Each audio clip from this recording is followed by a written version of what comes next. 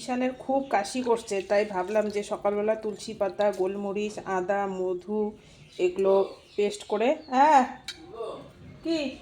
হ্যাঁ, কটা ডাটা তোলো আর কটা পেঁয়াজ কলি তোলো, বাবা আসতেছে মাছ নিয়ে। তো বর গেল খেতে ডাটা তুলতে আর পেঁয়াজ কলি তুলবে, বাবা আসবে পুকুরের মাছ নিয়ে। তো বললো যে একটু ডাটা আর পেঁয়াজ কলি তোল, আমি নিয়ে যাব।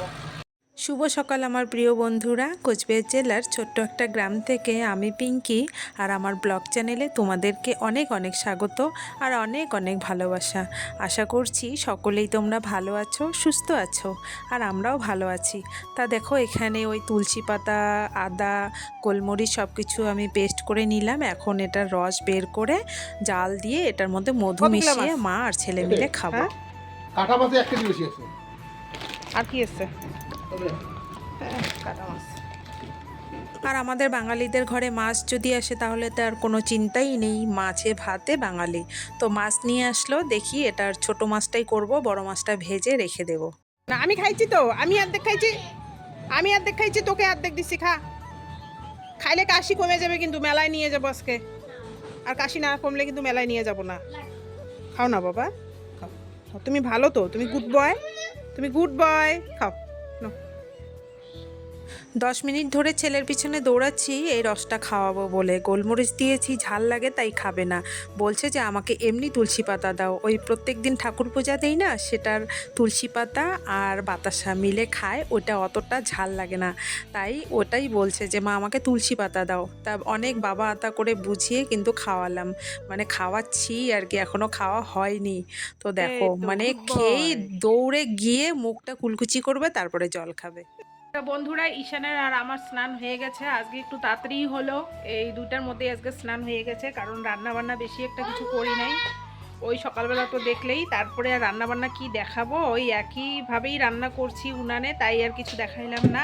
আর রান্নাও বিশেষ একটা কিছু করি না। এখন তো পার্লারে যেতেই হবে প্রত্যেক দিন, মানে 4টার থেকে 7:30 পর্যন্ত পার্লারটা খুলতে হবে। তো আজকে একটু তাড়াতাড়ি আসার চেষ্টা করব। তা জানি না এবার ঈশানের বাবার কি হয়েছে, কোনোবার তো আমাকে মেলায় নিয়ে যায় না। ওই আমি ছেলে মেয়েকে নিয়ে বা দিদাকে নিয়ে, মাকে নিয়ে যাই। মেয়েটার জন্য মনটা খারাপ লাগছে যে প্রত্যেকবার তো মেয়েকে নিয়ে ছেলেকে নিয়ে যাই। তো এবার আর মেয়েকে নিয়ে যেতে পারলাম না, মেয়ে নেই, গেল মাসে। আর প্রতি মাসে কি 2 মাস 3 মাস পর পর কি আসা সম্ভব বন্ধুরা, বলো তো? প্রচুর টাকা লাগে জানো তো। এই জন্যই এবার মেয়েকে বলছি যে এবারে যাচ্ছিস, ও তো গেল মাসে, এবারে যাচ্ছিস 5 মাস 6 মাস পরে আসবি, এত তাড়াতাড়ি আসবি না। আজকে যে আমি মেলাতে যাব তার দুইটা কারণ। একটা হলো ছেলেটাকে নিয়ে যেতে হবে, কারণ ও বাচ্চা মানুষ, না গেলে পরে ওর মন খারাপ হবে, সেটার জন্য। আর 2 নাম্বার হচ্ছে আমার অনেক দিন থেকে খুব মোগলাই খাওয়ার ইচ্ছে, জানো তো। তো আমাদের বানেশ্বরের লোকাল মার্কেটে না মোগলাই পাওয়া যায় না, এক কুচবিহার ছাড়া। তাই আর কি আজকে মেলায় যাব।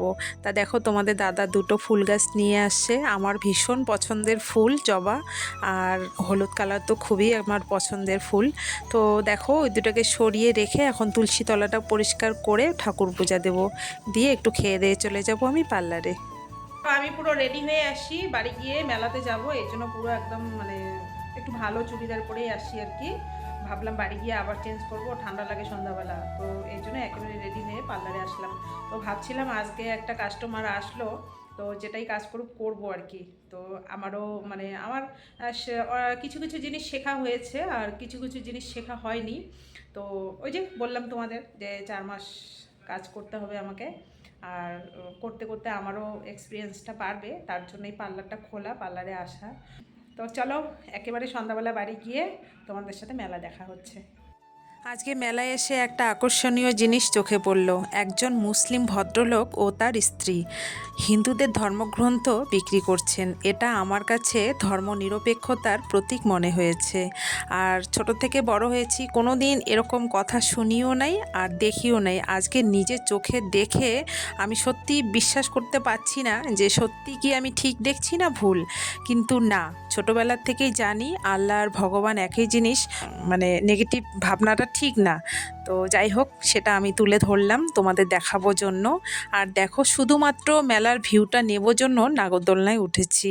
বহু বছর পরে আমি আজকে নাগরদোলনায় উঠলাম, কিন্তু আমার পরিস্থিতি খুব খারাপ হয়ে গেছে, সেটা আর বলার মতো না।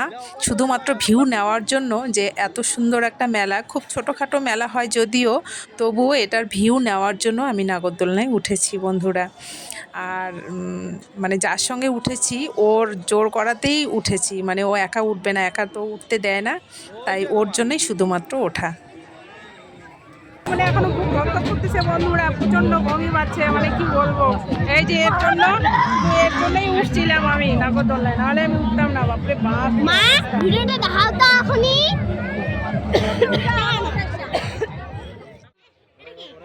মোগলাই পরোটা। এটাই খাবো।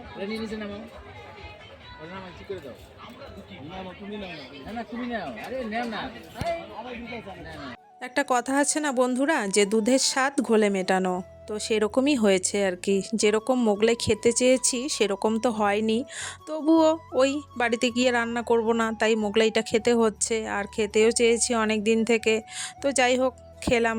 তো খুব বেশি একটা ভালো হয়নি, তবুও খেলাম আর কি। কী করব, বাড়ি গিয়ে তো রান্না করব না, তাই খেয়ে যেতে হবে। আর মেয়ের জন্য টুকটাক ওই ক্লিপ একটু নিলাম, ও বেশি জিনিসপত্র পছন্দ করে না সাজগোজের। তো 3-4টা ক্লিপ নিলাম, নিয়ে এখন কাপ কিনবো। কাপ যদি না কিনি তাহলে তো মেলায় আসা ব্যর্থ। কাপ কিনতেই হবে, আমরা প্রত্যেকটা মহিলা মেলায় গেলে কাপ কিনি, এটা আমাদের একটা ভীষণ পছন্দের জিনিস। তো মেলায় কাপ কিনে বাড়ি চলে যাব। তো ভিডিওটা এখানেই শেষ করছি বন্ধুরা। আশা করছি তোমাদের সকলের ভালো লেগেছে, আর এভাবেই আমার পাশে থেকো, সাথে থেকো, আমার সাথ দিও, এটাই আমি আশা করি তোমাদের কাছ থেকে। আর কিচ্ছু চাই না। তো এখানেই শেষ করছি। সবাই তোমরা ভালো থেকো, সুস্থ থেকো। দেখা হচ্ছে পরের ব্লগে।